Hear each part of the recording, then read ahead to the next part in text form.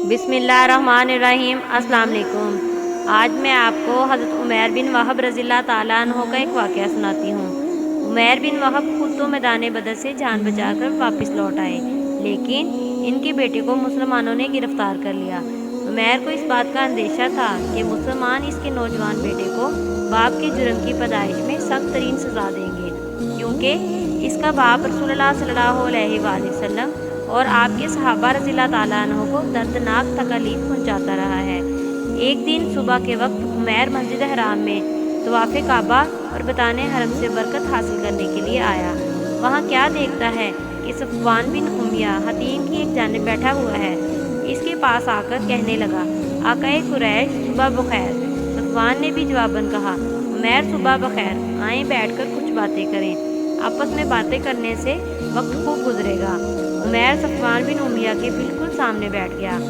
दोनों आपस में मारका बदर और इसमें होने वाले अजीम नुकसानात याद करने लगे और इन कैदियों के नाम शुमार करने लगे जिन्हें मुजाहिदीन इस्लाम ने गिरफ्तार कर लिया था, और वो सरदारान कुरैश को याद करके आंसू बहाने लगे, जिनकी गर्दनें मुसलमानों की तलवारों ने उड़ा दी थी और गलीबे कुएं में इनकी लाशों को फेंक दिया।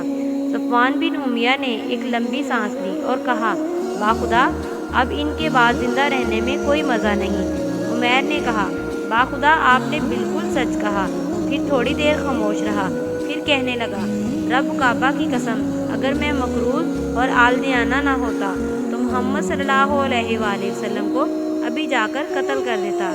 फिर आहिस्ता से कहने लगा, मेरा बेटा चूँकि इनके कब्ज़े में है, इसलिए मेरा वहाँ जाना चंदाने शबाहत पैदा नहीं करेगा, क्योंकि कैदियों के वर्षा की मदीना मुनव्वरा में आमदोरफ्त का सिलसिला जारी है। सफ़वान बिन उमैया ने उमैर बिन वहब की इस बात को गनीमत समझा और सोचा कि ये मौका हाथ से ना जाने दिया जाए। इसकी तरफ हमतन मुतवज्जह होकर कहने लगा, उमैर, तुम आप इस बात की परवाह ना किया करो। तेरा जितना भी कर्ज है मैं खुद अदा करूँगा। मैं तेरे अहलो याल की जिम्मेदारी भी कबूल करता हूँ। मेरे पास इतना वाफर माल है जिससे इनकी ज़िंदगी खुशगवार गुजरेगी। ये पेशकश सुनकर उमैर बोले, इस बात को सीगा राज में रखें और किसी को ना बताएं। सफ़वान ने कहा, तुम भी ये बात किसी को ना बताना। उमैर बिन वहब जब मस्जिद हराम से उठा तो इस वक्त हज़रत मोहम्मद सल्लल्लाहु अलैहि वसल्लम के ख़िलाफ़ गैज़ो गज़ब की आग के इसके सीने में शोला फगन थी। अपने इस इरादे की तकमील के लिए इसने तैयारी शुरू कर दी। इस सफ़र में इसे कतन इस बात का अंदेशा ना था कि कोई इस पर शक व शुबा करेगा, क्योंकि असीराने कुरैश के विरसा फिदिया देने की गरज से मदीना मुनव्वरा जा रहे थे। उमैर बिन वहब ने घर आकर बीवी को हुक्म दिया कि मेरी तलवार तेज़ करो और इसे जहर की पान दो। फिर अपनी सवारी तलब की तो इसे तैयार करके इनके सामने लाया गया। ये सवार होकर अपने मिशन की तकमील के लिए गैज़ो गज़ब का तूफ़ान अपने सीने में छुपाए हुए मदीना की तरफ चल पड़ा। उमैर बिन वहब ने मदीना मुनव्वरा पहुंचकर रसूल अकरम सल्लल्लाहु अलैहि वसल्लम की तलाश शुरू कर दी। बिलाखिर मस्जिद नबवी के करीब अपनी सवारी से उतरा और मस्जिद की तरफ चल दिया। हज़रत उमर बिन ख़त्ताब रज़ी अल्लाह ताला अन्हो चंद सहाबा कराम रज़ी अल्लाह ताला अन्हो के साथ मस्जिद के दरवाजे के करीब बैठे हुए आपस में जंग बदर में कत्ल हो जाने वाले और गिरफ्तार होने वाले कुरैशियों के मुतल्लिक़ गुफ्तगू फरमा रहे थे, और वो इस मंज़र को भी याद कर रहे थे जो अल्लाह ताला के फजलो करम से मुहाजिरीन और इंसार ने मैदान बदर में जो अनमरदी के जौहर दिखाए थे, और अल्लाह ताला ने इनकी मदद फरमाकर इन्हें इज़्ज़त बख्शी और इनके दुश्मन को तबाह बर्बाद और जलील व रसवा किया। हज़रत उमर रज़ी अल्लाह ताला अन्हो ने उमैर बिन वहब को देखा कि वो अपनी सवारी से उतरकर गले में तलवार लटकाए मस्जिद की तरफ चला आ रहा है। ये घबरा कर उठे और फरमाया, अरे ये कमीना दुश्मन खुदा उमैर बिन वहब है। अल्लाह की कसम, ये किसी बुरे इरादे से आया है। इसी ने मक्का में मुशरिकीन को हमारे खिलाफ भड़काया था। बदर से पहले ये हमारे खिलाफ जासूसी करता रहा है। फिर अपने साथियों से फरमाया, फ़ौरन उठो और रसूलुल्लाह सल्लल्लाहु अलैहि वसल्लम के इर्द गिर्द घेरा बना लो और होशियार रहो कि कहीं के मक्कार धोखा न दे। ये कहकर हज़रत उमर रज़ी अल्लाह ताला अन्हो फ़ौरन नबी सल्लल्लाहु अलैहि वसल्लम के पास पहुँचे और अर्ज़ की, या रसूलुल्लाह सल्लल्लाहु अलैहि वसल्लम, ये दुश्मन खुदा उमैर बिन वहब गले में तलवार लटकाए आपकी तरफ आ रहा है। मेरे ख्याल में इसका इरादा अच्छा नहीं, ये किसी शरारत की गरज से आया है। नबी सल्लल्लाहु अलैहि वसल्लम ने फरमाया, इसे میرے پاس لے آؤ۔ فاروق اعظم رضی اللہ تعالیٰ عنہ نے بڑی چاپقدستی سے تلوار کا پٹا اس کی گردن میں ڈال کر فوراً اسے قابو کر لیا اور رسول اللہ صلی اللہ علیہ وآلہ وسلم کی خدمت میں پیش کر دیا۔ نبی اکرم صلی اللہ علیہ وآلہ وسلم نے جب اسے اس حالت میں دیکھا تو حضرت عمر رضی اللہ تعالیٰ عنہ سے فرمایا کہ اسے چھوڑ دو، تو انہوں نے چھوڑ دیا۔ پھر آپ نے فرمایا عمر رضی اللہ تعالیٰ عنہ ذرا پیچھے ہٹ جاؤ۔ وہ تھوڑا سا پیچھے ہٹ گئے۔ پھر عمیر بن وہب کی طرف متوجہ ہو کر فرمایا عمیر قریب آ جاؤ۔ وہ قریب ہو گیا۔ عرض کی صبح بخیر۔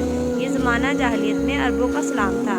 رسول اللہ صلی اللہ علیہ وآلہ وسلم نے فرمایا عمیر اللہ تعالیٰ نے ہمیں تم سے بہتر سلام کا طریقہ بتا کر ہمیں عزت بخشی ہے۔ ہم السلام علیکم کہتے ہیں اور یہ اہل جنت کا اسلام ہے۔ عمیر نے کہا آپ کا اسلام ہمارے اسلام سے کوئی زیادہ مختلف تو نہیں، لیکن آپ اپنے مشن میں نئے ہیں۔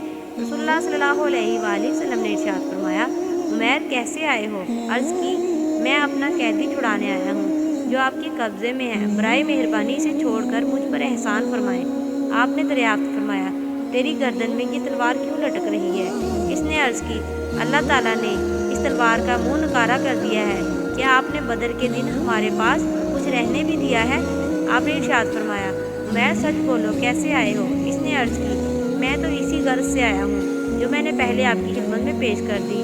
آپ نے فرمایا تم اور صفوان بن امیہ حتیم کے پاس بیٹھے قلیب کنویں میں پھینکی گئی لاشوں سے کے متعلق باتیں کر رہے تھے۔ پھر تم نے یہ کہا کہ اگر میں مقرور اور عیالدار نہ ہوتا تو یقیناً محمد صلی اللہ علیہ وآلہ وسلم کو قتل کرنے کی مہم کے لیے نکل پڑتا۔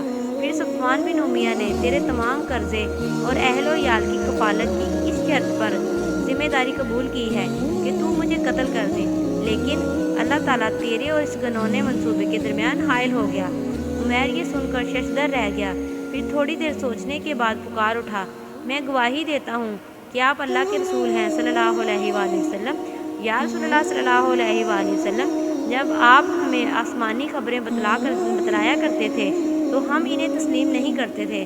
ہمارا خیال تھا کہ آپ پر کوئی وحی وغیرہ نازل نہیں ہوتی، لیکن صفوان بن امیہ اور میرے درمیان ہونے والی گفتگو کا تو ہمارے علاوہ کسی کو علم نہ تھا۔ اللہ کی قسم اب مجھے یہ یقین حاصل ہو گیا ہے کہ یہ خبر اللہ تعالیٰ نے آپ کو دی ہے۔ اللہ تعالیٰ کا میں شکر گزار ہوں کہ وہ مجھے آپ کے پاس لے آیا تاکہ مجھے اسلام کی ہدایت نصیب ہو۔ پھر اس نے لا الہ الا اللہ محمد رسول اللہ پڑھا اور مسلمان ہو گیا۔ نبی صلی اللہ علیہ وآلہ وسلم نے اپنے صحابہ رضی اللہ تعالیٰ عنہ سے ارشاد فرمایا اپنے بھائی کو دین سمجھاؤ، قرآن مجید کی تعلیم دو اور اس کے قیدی کو آزاد کر دو۔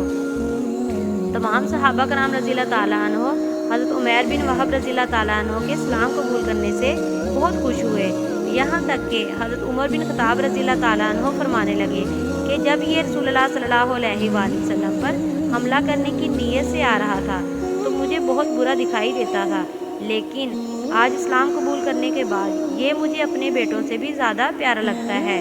حضرت عمیر بن وہب رضی اللہ تعالیٰ عنہ نے اسلامی تعلیمات سے مستفیض ہو رہے تھے اور اپنے دل کو نور ایمان سے منور کر رہے تھے، اور اپنی زندگی کے ان خوشگوار ایام میں مکہ اور اہلیان مکہ کو بھول چکے تھے۔ ادھر صفوان بن امیہ بڑی بے چینی سے منتظر تھا اور وہ پر امید تھا کہ کوئی خوش کن خبر ملے گی۔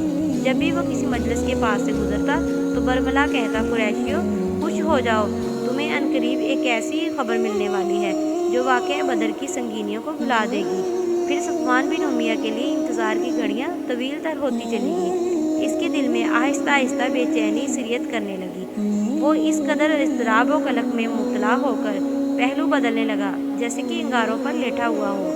وہ مدینہ منورہ سے آنے والے ہر مسافر سے پوچھتا کہ عمیر کہاں ہے، لیکن کوئی شخص بھی اسے تسلی بخش جواب نہ دیتا۔ لیکن ایک مسافر نے اسے یہ بات بتا دی کہ حضرت عمیر رضی اللہ تعالیٰ عنہ تو مسلمان ہو گئے۔ یہ خبر اس پر بجلی بن کر گری، کیونکہ اسے پختہ یقین تھا کہ عمیر رضی اللہ تعالیٰ عنہ مسلمان نہیں ہو سکتا، خواہ ساری دنیا مسلمان ہو جائے۔ حضرت عمیر بن وہب رضی اللہ تعالیٰ عنہ مدینہ منورہ میں بڑی محنت سے دینی تعلیم حاصل کرتے رہے اور قرآن مجید کا کچھ حصہ بھی زبانی یاد کر لیا۔ انہوں نے ایک دن نبی صلی اللہ علیہ وآلہ وسلم کی خدمت اقدس میں حاضر ہو کر عرض کی یا رسول اللہ صلی اللہ علیہ وآلہ وسلم، میں نے اپنی زندگی کے قیمتی ایام اسلام کو صفحہ ہستی سے مٹا پڑھانے کے لیے صرف کر دیے۔ جو بھی اسلام قبول کرتا تو میں اسے طرح طرح کی تکالیف پہنچاتا۔ اب میری دلی تمنا ہے کہ آپ مجھے مکہ معظمہ جانے کی اجازت عنایت فرمائیں تاکہ میں قریش کو دین اسلام قبول کرنے کی دعوت دوں۔ اگر وہ میری بات تسلیم کر لیں تو بہتر، ورنہ میں انہیں اسی طرح دردناک اذیت دوں گا جس طرح کہ آپ کے صحابہ رضی اللہ تعالیٰ عنہ کو اذیت دیا کرتا تھا۔ رسول اللہ صلی اللہ علیہ وآلہ وسلم نے اجازت دے دی۔ آپ اپنے دل میں بڑے ارمان لے کر مکہ معظمہ پہنچے اور سیدھے صفوان بن امیہ کے گھر تشریف لائے اور ارشاد فرمایا، اے صفوان، تم ایک دانشمند سردار ہو، بھلا یہ تو بتاؤ کہ جن پتھر کے بتوں کی تم پوجا کرتے ہو اور ان کے نام پر قربانی دیتے ہو، کیا تمہاری عقل تسلیم کرتی ہے کہ یہ تمہیں کوئی نفع یا نقصان پہنچا سکتے ہیں؟ سن لو، میں اس بات کا اقرار کرتا ہوں کہ اللہ تعالیٰ کے سوا کوئی عبادت کے لائق نہیں اور حضرت محمد صلی اللہ علیہ وآلہ وسلم اللہ تعالیٰ کے رسول ہیں۔ حضرت عمیر بن وہب رضی اللہ تعالیٰ عنہ بڑی جان فشانی سے اہل مکہ کو دین کی دعوت دینے کے لیے دن رات مصروف ہو گئے۔ بہت سے لوگوں نے ان سے متاثر ہو کر اسلام قبول کر لیا۔ اللہ سبحانہ تعالیٰ حضرت عمیر بن وہب رضی اللہ تعالیٰ عنہ کو اجر جزیل عطا فرمائے اور ان کے مرکز پر مسلسل اپنی رحمت نازل فرمائے، آمین۔ جزاک اللہ۔